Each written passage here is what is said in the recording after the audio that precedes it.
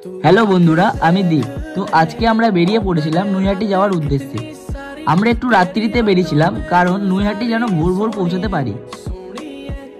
তো সাঁইথিয়া থেকে নৈহাটি যাওয়া রাত্রিতে ট্রেন না থাকার কারণে আমাদেরকে প্রথমে রামপুরহাট পৌঁছাতে হয়।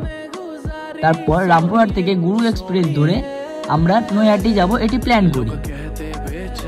তো ট্রেনে প্রচণ্ড পরিমাণ ভিড় ছিল, ভিডিও বানাতে ভয় করছে, তাও বানালাম সাহস করে। তো ভোরের আলো ফুটতে না ফুটতে আমরা পৌঁছে গেলাম নৈহাটি। পৌঁছে দেখলাম নৈহাটি মায়ের মন্দিরে সেরকম ভিড় ছিল না। আমরা গঙ্গা স্নান করতে গেলাম। গঙ্গা স্নান করে এসে দেখলাম লাইনটা আস্তে আস্তে বাড়ছে, কিন্তু আমাদের প্রথমে লাইনটি দেওয়ার কারণে আমাদের পুজো দিতে কোনো অসুবিধা হয়নি। তারপর মায়ের গেট খোলার পর যখন আমরা ঢুকলাম মন্দিরে, তো মায়ের মুখটি দেখে আমাদের সব দুঃখ কষ্ট সবকিছু নিমিষের মধ্যেই শেষ হয়ে গেল। আশা করি ভিডিওটি তোমাদের অনেক ভালো লাগবে। ভিডিওটি ভালো লাগলে লাইক সাবস্ক্রাইব করতে ভুলবে না। নেক্সট ভিডিওতে দেখা হচ্ছে। সবাই বলো জয় বড় মা।